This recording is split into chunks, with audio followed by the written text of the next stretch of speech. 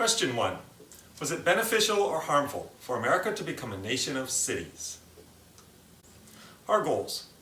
We'll learn about the immigrant groups who came to America at the end of the 1800s and the beginning of the 1900s, and how they changed the nation. We'll understand how America shifted from being a nation of farms to a nation of cities. And we'll explore the various problems growing cities faced and the ways people solved those problems. Our big idea.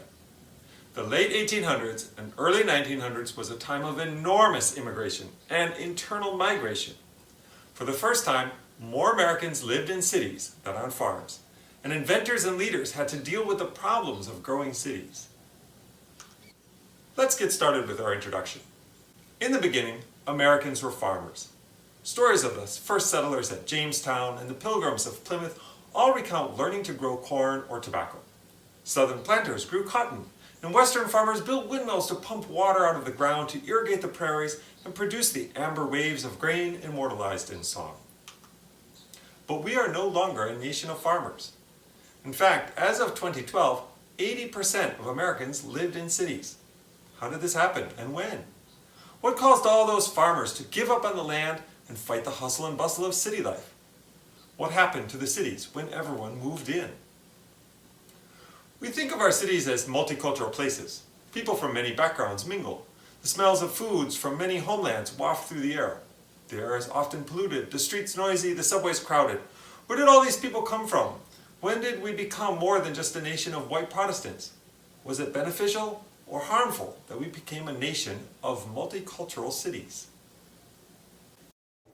The new immigrants.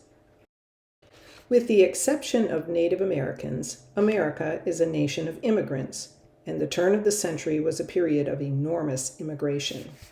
Immigrants shifted the demographics of America's rapidly growing cities. Although immigration had always been a force of change in the United States, it took on a new character in the late 19th century.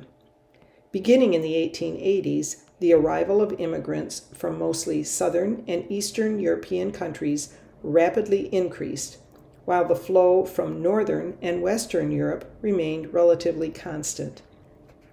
The previous waves of immigrants from Northern and Western Europe, particularly Germany, Great Britain, and the Nordic countries, were relatively well off, arriving in the country with some funds and often moving to the newly settled Western territories.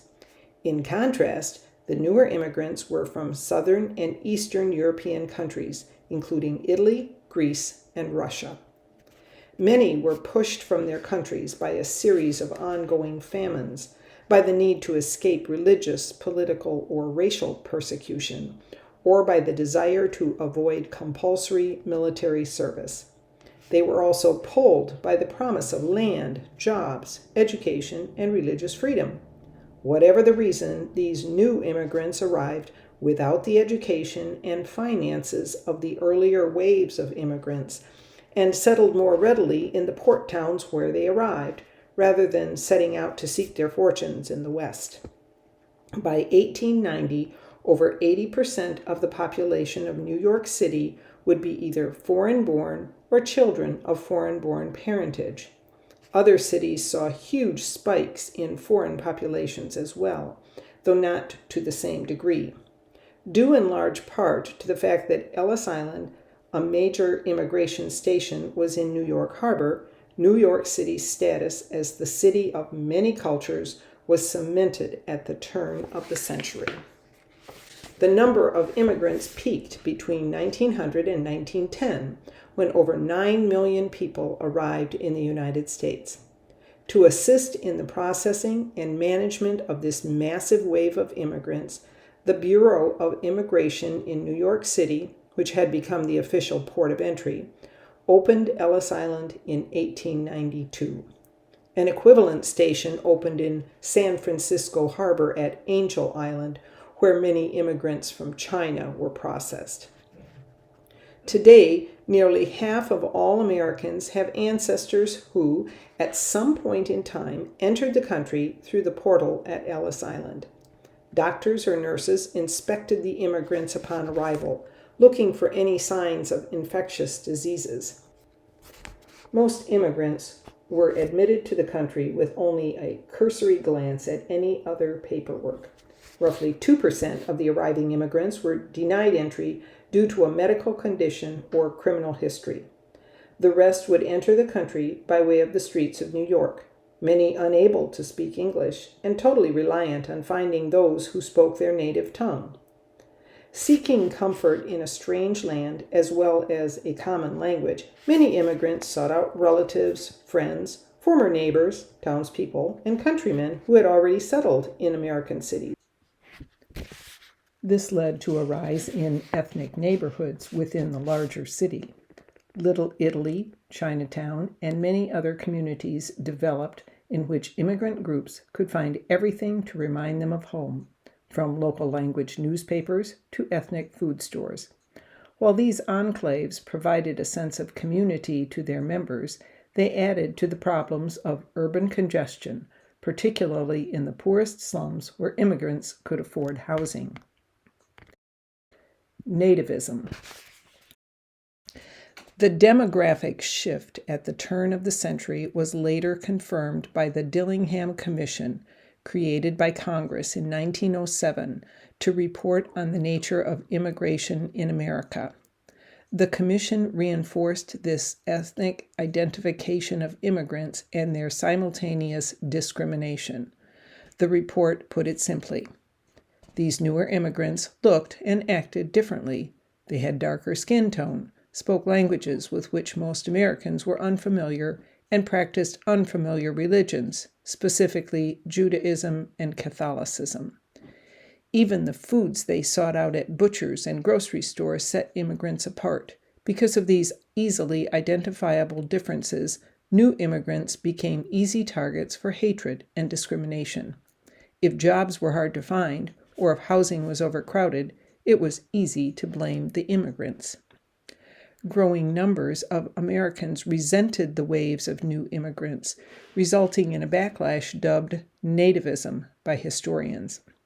This belief in the superiority of native-born Americans over immigrants was led by the Reverend Josiah Strong, who fueled the hatred and discrimination in his best-selling book, Our Country, Its Possible Future and Its Present Crisis, published in 1885. In a revised edition that reflected the 1890 census records, he clearly identified who he believed were undesirable immigrants, those new immigrants from Southern and Eastern European countries, as a key threat to the moral fiber of the country, and urged all good Americans to face the challenge.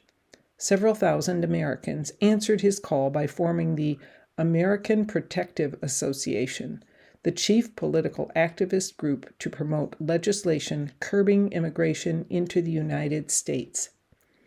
The group successfully lobbied Congress to adopt both an English language literacy test for immigrants, which eventually passed in 1917 and laid the groundwork for the subsequent limits on immigration. In 1882, nativists convinced Congress to pass the Chinese Exclusion Act, barring this ethnic group in its entirety. 25 years later, Japanese immigration was restricted by executive agreement. These two Asian groups were the only ethnicities to be completely excluded from America.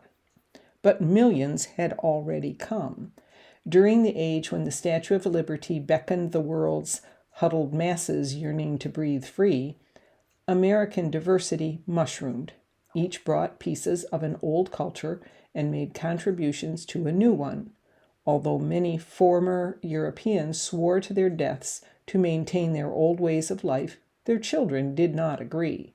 Most enjoyed a higher standard of living than their parents, learned English easily, and sought American lifestyles. At least to that extent, America was a melting pot. Urbanization.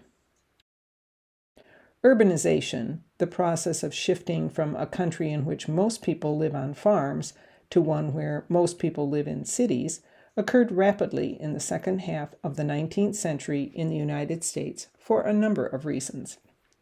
The new technologies of the time led to a massive leap in industrialization, requiring large numbers of workers. New electric lights and powerful machinery allowed factories to run 24 hours a day, 7 days a week. Workers were forced into grueling 12-hour shifts, requiring them to live close to the factories. While the work was dangerous and difficult, many were willing to leave behind the declining prospects of pre-industrial agriculture in the hope of better wages in industrial labor. Furthermore, many of the new immigrants settled and found work near the cities where they first arrived. The nation's cities became an invaluable economic and cultural resource for people who missed their homelands. Although cities such as Philadelphia, Boston, and New York sprang up from the initial days of colonial settlement, the explosion in urban population growth did not occur until the mid-1800s. At this time, the attractions of city life, and in particular, employment opportunities, grew exponentially due to rapid changes in industrialization. Before the mid-1800s, factories such as the early textile mills had to be located near rivers and seaports, both for the transport of goods and the necessary water power. Production was dependent upon seasonal water flow, with cold, icy waters all but stopping river transportation entirely. The development of the steam engine transformed this need, allowing businesses to locate their factories near urban centers. The factories moved to where the most workers could be found, and workers followed the jobs, leading to a rapid rise in city populations. Eventually, cities developed their own unique characters based on the core industry that spurred their growth. In Pittsburgh, it was steel. In Chicago, it was meat packing. In New York, the garment and financial industries, and Detroit, the automobiles reigned. But all cities at this time, regardless of their industry, suffered from the universal problems that rapid expansion brought with it, including concerns over housing and living conditions, transportation, and communication. These issues were almost always rooted in deep class inequalities, shaped by racial divisions, religious differences, and ethnic strife, and distorted by corrupt local politics. Growing out and growing up. As cities grew and sprawled outward, a major challenge was efficient mass transit within the city, from home to factories or shops, and then back again. Most transportation infrastructure was used to connect cities to each other, typically by rail or canal. Prior to the 1880s, transportation within cities was usually the omnibus. This was a large horse-drawn carriage, often placed on iron or steel tracks to provide a smoother ride. While omnibuses worked adequately in smaller, less congested cities, they were not equipped to handle the large crowds that developed at the close of the century. The horses had to stop and rest, and horse manure became an ongoing problem. In 1887, Frank Sprague invented the electric trolley, which worked along the same concept as the omnibus, with a large wagon on tracks, but was powered by electricity rather than horses. The electric trolley could run throughout the day and night, like the factories and the workers who fueled them. But it also modernized less important industrial centers, such as the southern city of Richmond, Virginia. As early as 1873, San Francisco engineers adopted pulley technology from the mining industry to introduce cable cars and turn the city's steep hills into elegant middle-class communities. However, as crowds continue to crowd in the largest cities, such as Chicago and New York, trolleys were unable to move efficiently through the crowds of pedestrians.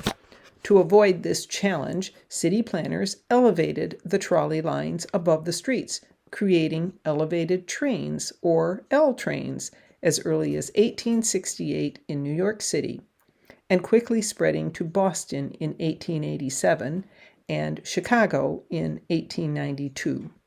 Transportation evolved one step further to move underground as subways. Boston's subway system began operating in 1897 and was quickly followed by New York and other cities. With the development of efficient means of mass transportation, Suburbs developed. Boston and New York spawned the first major suburbs. No metropolitan area in the world was as well served by railroad commuter lines at the turn of the 20th century as New York, and it was the rail lines to Westchester from the Grand Central Terminal commuter hub that enabled its development. Westchester's true importance in the history of American suburbanization derives from the upper middle class development of villages, including Scarsdale, New Rochelle, and Rye, serving thousands of businessmen and executives from Manhattan. The last limitation that large cities had to overcome was the ever-increasing need for space. Eastern cities, unlike their Midwestern counterparts, could not continue to grow outward as the land surrounding them was already settled. Geographic limitations, such as rivers or the coast, also hampered sprawl. In all cities, citizens needed to be close enough to urban centers to conveniently access work, shops, and other core institutions of urban life. The increasing cost of real estate made upward growth attractive, and so did the prestige that towering buildings carried for the businesses that occupied them. Workers completed the first skyscraper in Chicago, the 10-story Home Insurance Building, in 1885.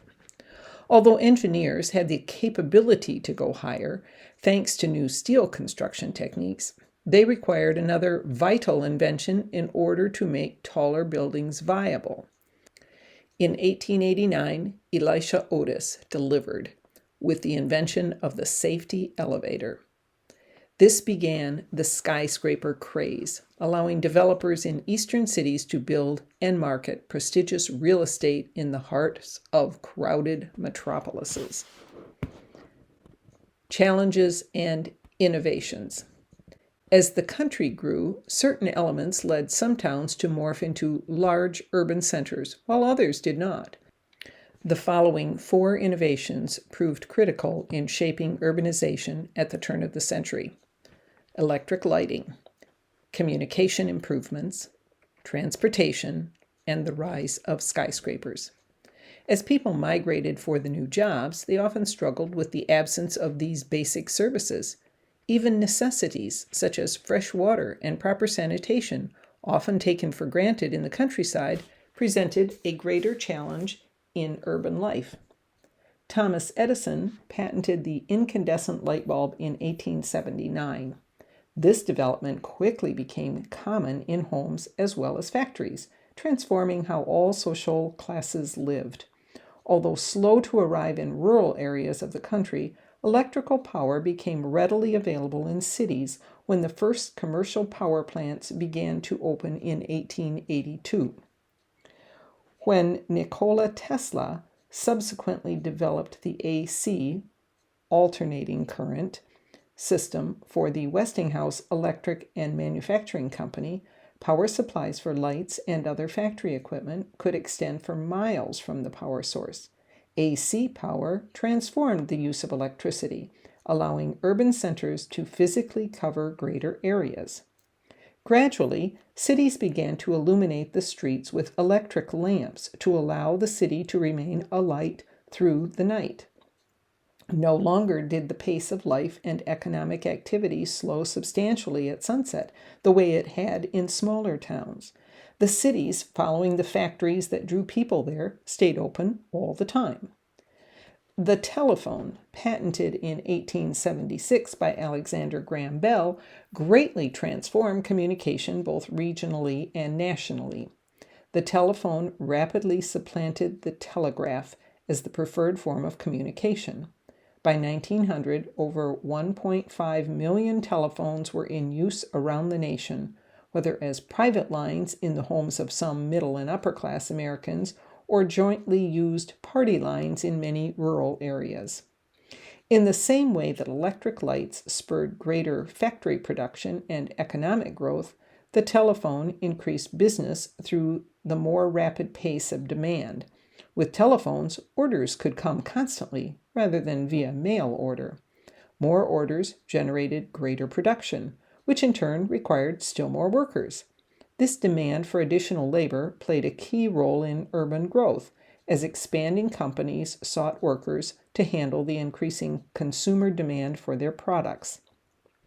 Lights and communication might have illuminated the cities, but much of the urban poor, including majority of incoming immigrants, lived in horrible housing. If the skyscraper was the jewel of the American city, the tenement was its boil. In 1878, a publication offered $500 to the architect who could provide the best design for mass housing. James Ware won the contest with his plan for a dumbbell tenement. This structure was thinner in the center than on its extremes to allow light to enter the building, no matter how tightly packed the tenements might be. Unfortunately, these vents were often filled with garbage. The air that managed to penetrate also allowed a fire to spread from one tenement to the next more easily. The cities stank. The air stank, the rivers stank, the people stank. Although public sewers were improving, disposing of human waste was increasingly a problem. People used private cesspools, which overflowed with a long, hard rain. Old sewage pipes dumped the waste directly into the rivers or bays. These rivers were often the very same used as water sources. Trash collection had not yet been systemized. Trash was dumped in the streets or in the waterways. Better sewage, water purification, and trash removal were some of the most pressing problems for city leadership. As the 20th century dawned, many improvements were made, but the cities were far from sanitary. Because of the massive overcrowding and poor sanitation, disease was widespread. Cholera and yellow fever epidemics swept through the slums on a regular basis. Tuberculosis was a huge killer. Infants suffered the most. Almost 25% of babies born in late 1800s cities died before reaching the age of 1. Sewer systems and the development of clean water delivery were some of the most important technological reforms of the time. Poverty often breeds crime. Desperate people will often resort to theft or violence to put food on the family table when the factory wages would not suffice. Youths who dreaded a life of monotonous factory work and pauperism sometimes roamed the streets in gangs. Vices such as gambling, prostitution, and alcoholism were widespread. Gambling rendered the hope of getting rich quick. Prostitution provided additional income. Alcoholism furnished a false means of escape. The old system of town sheriffs were clearly inadequate for city life. The development of professional police forces is a legacy of the age of urbanization. In tandem with police forces, fire departments grew to meet the demand of city life. While small towns might be able to rely on a team of volunteer firefighters or simply a bucket brigade of townspeople, cities required firefighters on duty day and night. As the population became increasingly centered in urban areas, while the century drew to a close, some reformers began to question the wisdom of moving into an entirely built environment. Was it wise to live in a world without trees, without lakes, rivers, or anything green? Through the City Beautiful movement, leaders such as Frederick Law Olmsted worked to bring nature back to the cities. Olmsted, one of the earliest and most influential designers of urban green space and the original designer of Central Park in New York, worked to introduce the idea of the City Beautiful movement at the Columbian Exposition in 1893. From wide-open green spaces to brightly painted white buildings connected with modern transportation services and appropriate sanitation, the White City of the Exposition set the stage for American urban city planning for the next generation. This model encouraged city planners to consider three principal tenets. First, create larger park areas inside cities. Second, build wider boulevards to decrease traffic congestion and allow for lines of trees and other greenery between lanes. And third, add more suburbs in order to mitigate congested living in the city itself. As each city adapted these principles in various ways, the City Beautiful movement became a cornerstone of urban development well into the 20th century. Enjoying urban life. Americans in cities wanted something to take their minds off the hardships of daily life, and America's entertainers rose to the challenge. One form of popular entertainment was vaudeville, large stage variety shows that included everything from singing, dancing, and comedy acts to live animals and magic. The vaudeville circuit gave rise to several prominent performers, including magician Harry Houdini, who began his career in these variety shows before his fame propelled him to solo acts.